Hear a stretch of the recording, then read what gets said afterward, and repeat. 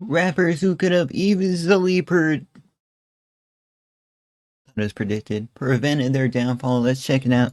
Is extremely As predicted. hard to obtain, yet very 6ix9ine. easy to destroy. One mistake, one bad album, one tweet could start a ripple effect that leads a rapper to fade into irrelevance. Today we are going to look at the stories of rappers whose careers dwindled for reasons they likely could have prevented, starting with superstar Pride, a rapper Pride.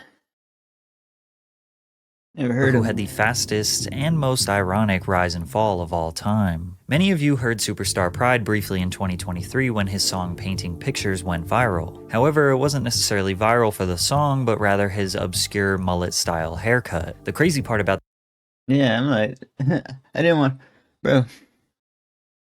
I didn't point it out, but I should have, bro. I never seen that haircut before. this track Yeah, just being different can get you places. is that it was originally uploaded in 2020 and went unnoticed. Oh yeah, for sure. That's unnoticed. I mean, partially unnoticed. That's still 1.2K impressions. Unnoticed is 0 views, fam. 1.2K is actually, me as a creator, like, bro, getting 1.2K on your first video is actually really, really good. Even in 3 years, you know, better than it could be a lot worse. You know, you're getting some appreciation, but in this day of age, I guess you need more, like, more to get. Everybody needs more. Everybody needs that. You know, this is not much ad revenue for sure. Mama, don't worry, you raised the. Then 2 years later, when he uploaded the live mic performance video to Painting Pictures, it also fell on deaf ears. It wasn't until 5 months after the music video dropped, February of 2023, that Pride casually created a TikTok, posted the music video snippet, and it blew up. The first clip he posted got 10 million Yeah, TikTok be like that. So yeah, you can always just repurpose your own content, fam, and get millions of views off it, fam. views. The second one did over 40 million views. Bro got the snap. Sonic haircut. Bro looked like And yeah, half of TikTok is the comments. Let's be real here. We need the comment section to describe. We need it to describe the situation. You know what I mean? We need it for so many things. It's literally half of the video. he got screamed at. Bro's haircut was 50% off. Nobody was talking about the song, just his hair. Then a viral trend emerged of people imitating his video with something ridiculous taped to the back of their head, which could not be outdone when someone managed to get an entire airplane strapped to their That's one way to get honored. The opening line, "Mama, don't worry," was also getting stuck in people's heads, which led to the song amassing 160 million streams on Spotify and over 30 million on YouTube. Painting Pictures shot up to number 25 on the Billboard Hot 100, and every major Amazing how it happened so quickly, right? label got into a bidding war trying to sign him, but he sided with Steve Stout and his independent structured music label, United Masters. And he wanted like $5 million from a label. And when they didn't give him $5 million, they were offering him $3 million. He's like, if it ain't $5 million, I'm not signing it. I'm like, dang, bro, he's adamant, bro. From 1.4K views to wanting 5 million. All right. what? Pride let his ego get the best of him, refusing $3 million for wanting $5 million. 3 weeks after refusing the record deal, he was arrested for murder. A Mississippi rapper is charged Whoa, what? with murder in Panola County. 20-year-old Kadarius Pride, known as Superstar Pride. The victim, Marcus Wheatley, was Pride's barber, likely responsible for his signature hairstyle. Are you serious? Wheatley's grandmother said Pride stormed into their house and you gotta be kidding, right? Like, gunned him down in the backyard. Currently, Pride is being held without bond and doesn't have a trial set. this has to be fake. Nobody knows what happened or why it happened, but a rapper going viral for his ridiculous haircut in February, then But the fact that it's his barber of all. allegedly murdering his barber a few months later after denying $3 million is the most insane self-sabotage I have ever seen. And if you thought Like, Pride's story wow, what the? It makes me think it's fiction, right? don't even know what to think here.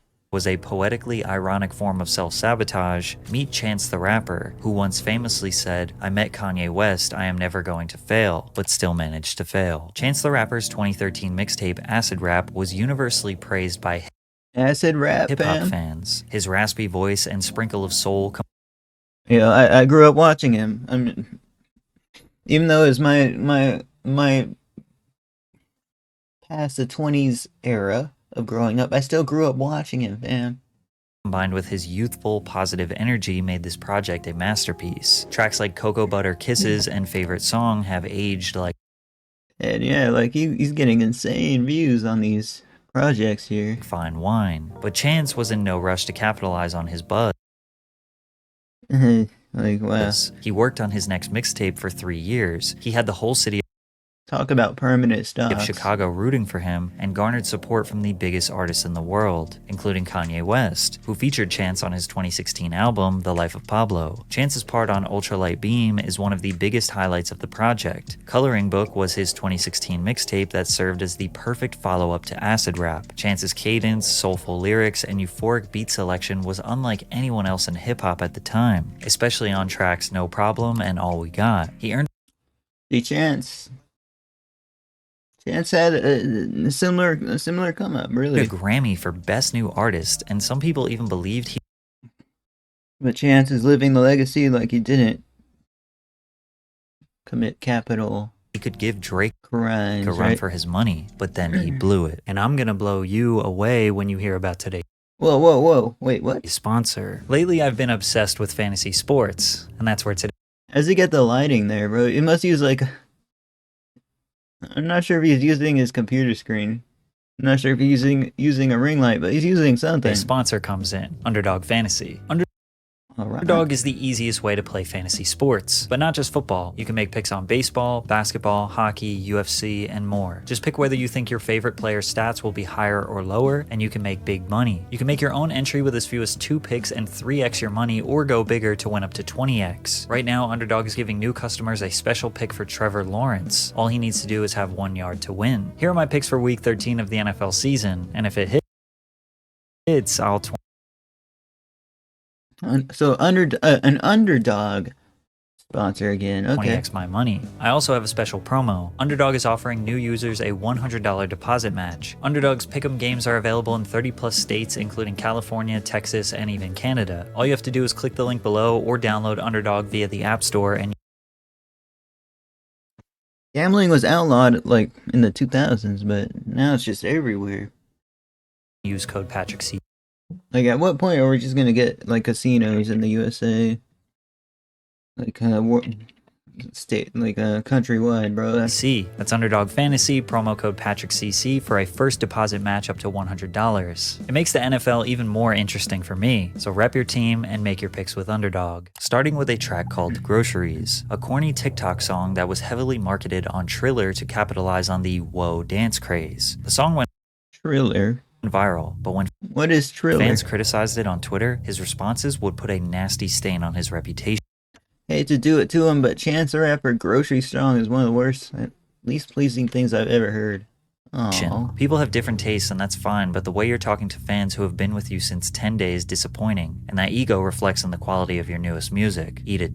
You are a spoiled I'm just drinking my caffeine. fam. child who thinks artists are making music for you. I never intended for you to find or like anything I made. If I knew you existed, I would have tried my hardest to keep you Chance the Rapper engaging in the Twitter from beef. being able to enjoy it. Now go eat a dick again. Then Chance over and over again told the fan to eat a dick. This interaction was a far cry from the positive and wholesome Chance the Rapper fans loved. Then he dropped his debut album, The Big Day, on July 26, 2019. Prep for the album, right? Promo for the album. The Big Day was a reference to his wedding day, which he was planning during the creation of this album. Chance mentions his wife and family over 20 times on the record, which became a huge meme. And while his intentions were pure, the album Bro, I would as well if I helped facilitate that. Not gonna lie. I'm gonna help. If you guys see me develop like that through my shorts or whatever, you'll see it. simply was not If we make it that far, I assume we will. good. I am genuinely feeling like a strong 0 on this record. Fans hated the project as well, and were quick to let him know. On Twitter, Chance would block anyone who poked fun at him or said anything negative about the album. With the influx of hate, he responded with extreme measures. I'm getting this crazy feeling that people want me to end it. These desperate tweets combined with his lazy album would lead to him canceling his 32-city arena tour, saying that he was instead going to focus on spending time with his family, which again sounds understandable, but it was a lie. The tour What? was actually canceled due to, quote, historically low ticket sales. According to his now ex-manager Pat Corcoran, Chance fired his manager, then blamed him for fan disappointment in the big day and underwhelming fan support for its association.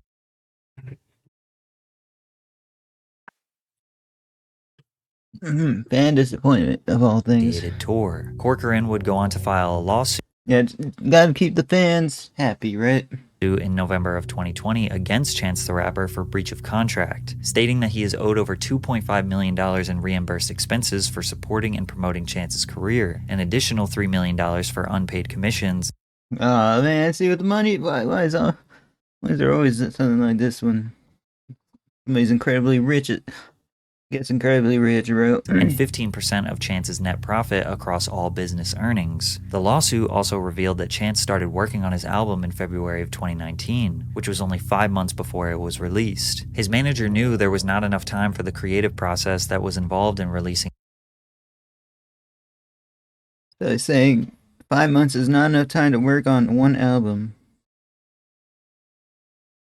Saying it's got to be cured for longer. An album. Chance's recording efforts were compromised by unproductive and undisciplined studio sessions, procrastination, and lackadaisical effort, which explains why there are Okay, never heard that. Lackadaisical. Okay. terrible lyrics throughout this record. If you blink it, you might miss it. You gotta click it or tick it. Life is short as a midget, but mine's a little LeBron. And how could we forget? Peanut butter jelly with a baseball bat. Peanut butter jelly with a peanut butter jelly. Y'all ain't ready for this jelly, it'll break y'all back. Chance let Don't remember his that. own ego Actually, I don't think I've listened to any project past acid rap. But boy, did I listen to acid rap quite a bit. Like I would always listen to albums on repeat back then, guys. Like on a speaker in my room. I never really used like one of those Bluetooth speakers. squander his career. He couldn't just admit that he made his fans wait 3 years for a bad album that was rushed out in 5 months, and the way he responded to them on Twitter was just childish. From here, all his hype died. On the other hand, if he stepped out of the limelight I don't think it died to though. genuinely I think he still has a diehard fan base. It's just he didn't want the suit. He probably just focused on the family. You heard it in his song. You heard it in his song. focus on his family, that's respectable. Maybe that's something we should celebrate rather than see as a downfall. But Chance wasn't the only rapper whose Twitter fingers started their downfall. In the case of OG Mako, he pretty much forced everyone to hate him because of his tweets. In 2014, OG Mako had a ton of momentum after his song You Guessed It went viral on Vine. This track was unlike anything we had ever heard at the time, before mumble rap took over. So Vine. I didn't grow up with Vine because I didn't have a phone. We had OG Mako screaming insane ad-libs over the most simplistic, hard-hitting trap beat. He had a darker, more rock-like aesthetic and even called himself not a rapper, but a rock star. The song reached number 90 on the Billboard Hot 100, and he could even be credited with inspiring many rappers after him. It definitely inspired Keith Ape, who just released a track called Itji Ma that sounded suspiciously similar. Just listen to them at the same time. OG Mako tweeted, Yo. That, like, a remix of that went, like, super viral. I'm aware of the Koreans that mocked me and took my sauce. I'm not impressed. I'm not inspired. I think it's kinda lame. To each his own. Mako even accused Beyonce of stealing from him in her 7-Eleven music video. If you look at them side by side, he may have a point, but Mako was developing a reputation of a bitter, egotistical rapper who complains on the internet. He randomly took shots at his collaborators He looks kind of like Nas. and label mates, the Migos. Mako felt the need to tell everyone that Skippa da Flippa invented the dab dance that the Migos were using in the song Pipe It Up, to which the Migos replied, "Da Flippa But I don't want to insinuate he's like, you know. man is Migo I'm family. just saying. OG Mako, let's see you set a trend." Then Mako said, "Half the rap game has already bit one of my flows or ad-libs. Let me see them album sales." Apologies, bro. I just. Meanwhile, OG Mako has never had a gold album, let alone the dozens of platinum records the Migos have. Then he went after Lil Uzi when XXL Lil Uzi's rap's new rock star. tweeted, "Lil Uzi is rap's newest rock star." He tweeted, "Dudes don't just become rock stars. Somebody gotta show you the way. Stop playing with my name," with a picture of Uzi at an OG Mako show on stage behind him. Then Academics said, "You paved the way for Uzi?" Then Mako Bro, this video's going so fast, bro. Hold on. replied with dozens of tweets over the next hour trying Like, how the way the slides, like, just go so quickly. I forget what point, what he was talking about.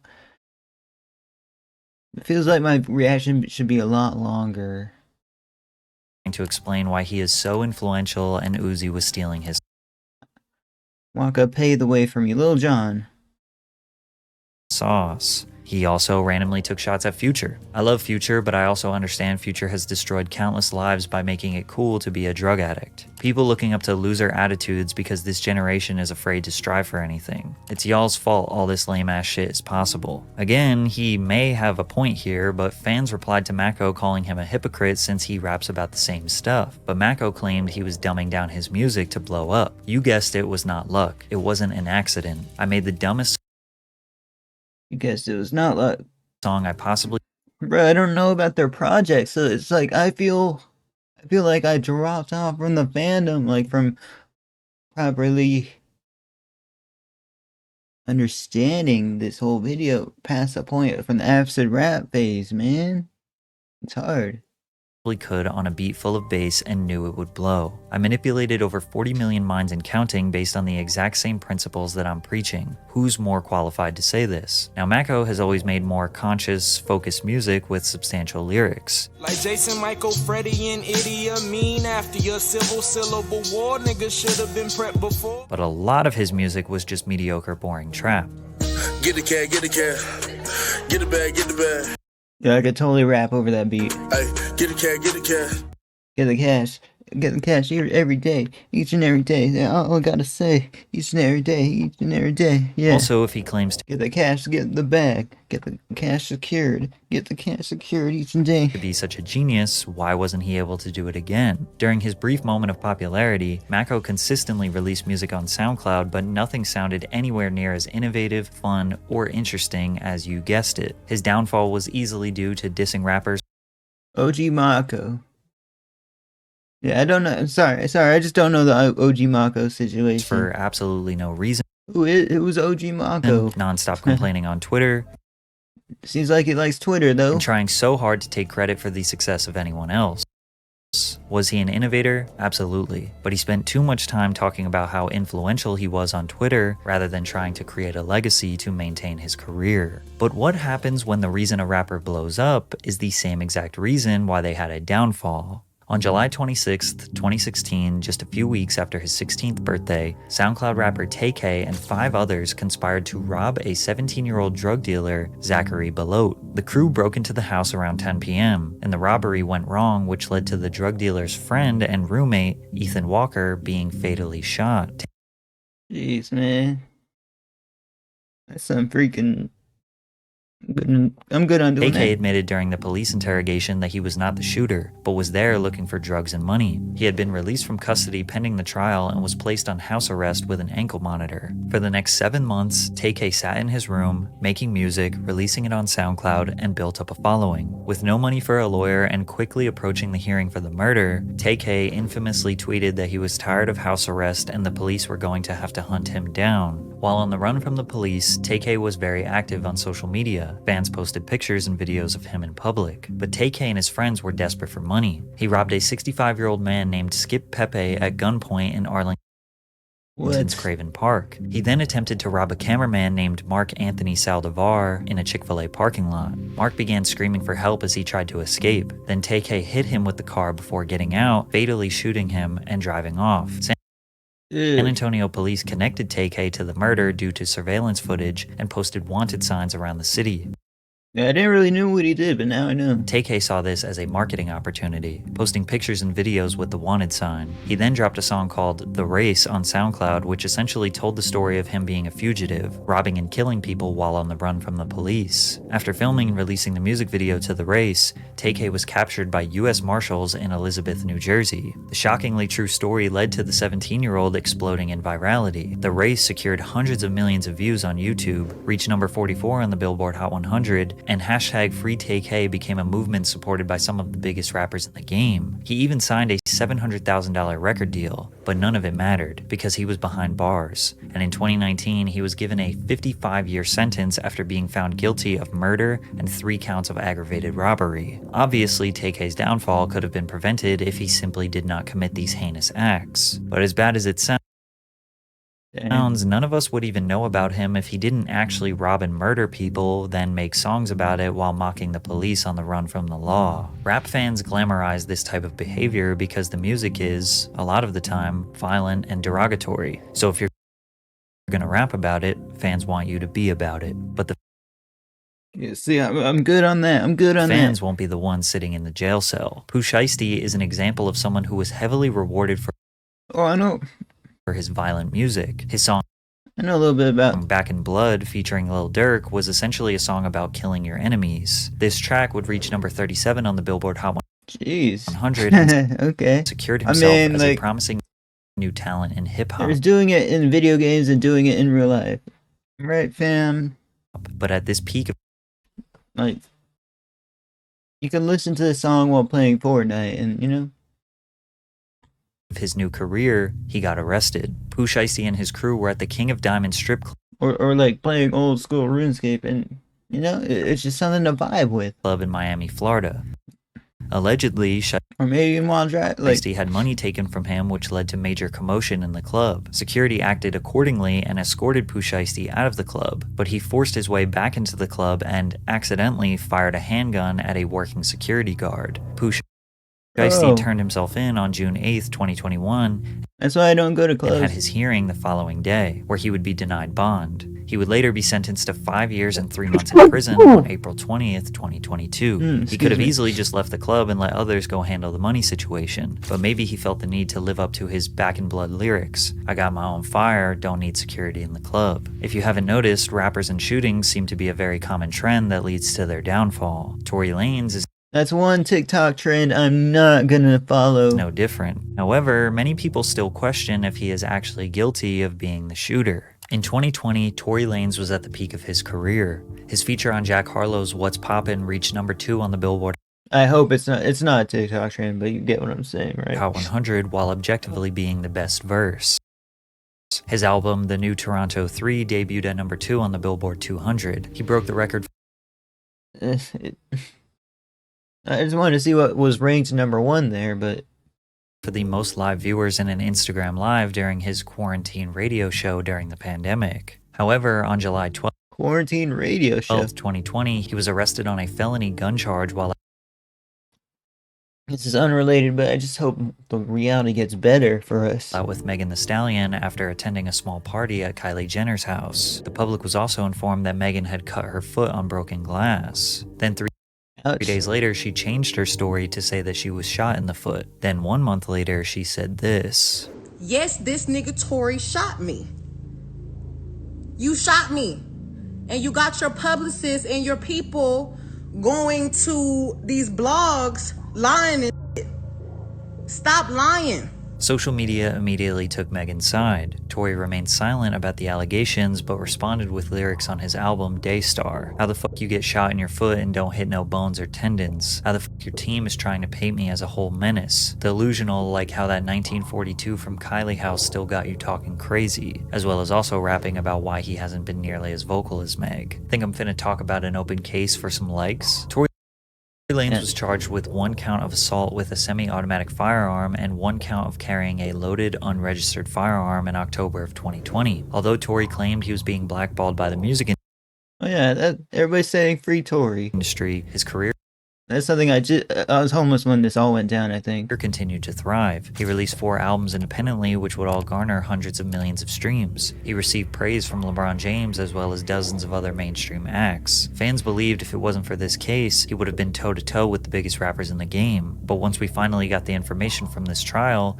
we would end up with more questions than answers. On July 12, 2020, Tory Lanez, his bodyguard Megan Thee Stallion, and her friend Kelsey Harris were attending a small gathering at Kylie Jenner's house. Megan testified that she lied to the police about the glass, lied to doctors, and basically lied about the entire situation out of fear. Her news story was pretty simple. She said that they had an argument, she exited the car, Tory leaned out of the passenger side door, said, "Dance, bitch," and shot her from 25 feet Jeez, what? away in the back of the foot. Dang, dude. Then Tory ran up to her apologizing and she got back into the car. That's where things like Fortnite could be bad here, bro. I don't want this to like leave a bad impression. So they could give her a ride home. The cops arrived when the neighbors reported the gunshots. Tory chose not to testify and defend himself, which he would later regret. Kelsey, Meg's friend, testified that Tory was trying to hook up with Kylie Jenner and Meg tried to convince him to leave the house. Meg was upset that Tory didn't want to leave, so she got into the car with Kelsey and drove almost all the way home before realizing she forgot her slipper and went back to Kylie's. They grabbed Tory the second time after Kylie allegedly told them to leave. In the car is when Tory admitted that he and Megan had been in a romantic relationship. Kelsey was shocked because Megan was the one who hooked up Tory and Kelsey in the first place. Kelsey also admitted that this was not the first time Meg had backdoored her when it came to men. Now we have a love triangle, and this is how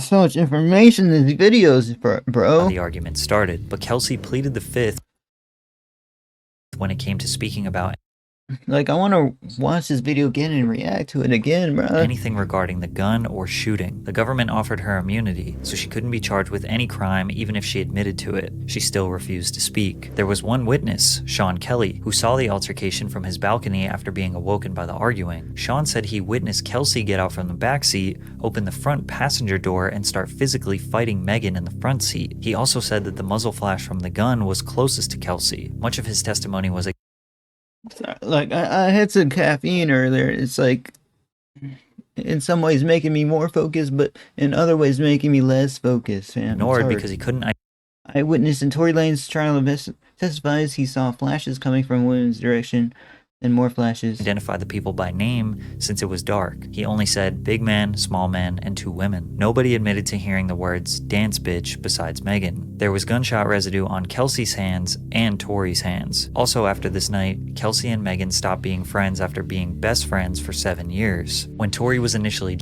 That's scary, man. Firearms are just straight up scary. jailed, he called Kelsey and apologized multiple times to her. I know she's probably never ever gonna talk to me ever again, but bruh, I just want you to know, I was just so drunk. I don't even know what was going on. I'd never do some shit like that. Regardless, that's not gonna make anything right, and that's not gonna make my actions right. But I'm deeply sorry for that. I never even moved like that at all. People speculated Tory was apologizing for sleeping with both of the women and causing chaos. Others see this as an obvious admission of shooting the gun. Some people think it was Kelsey who was angry and shot Megan. Some people think Megan was the one who accidentally shot her own foot. Some people think that Kelsey pleading the fifth was her attempt to try to save both of them. But at the end of the day, the jury decided he was guilty. And because of that, Tory was sentenced to 10 years in prison.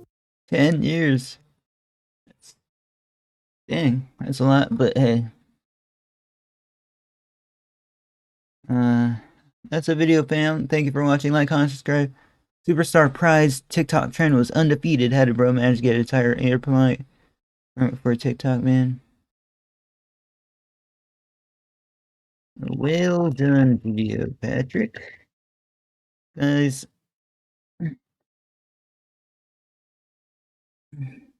Someone said you really don't know how much a manager is responsible for a bad project. Chances fall hurts more because he had a unique style. Thank you for watching, fans. See you next one.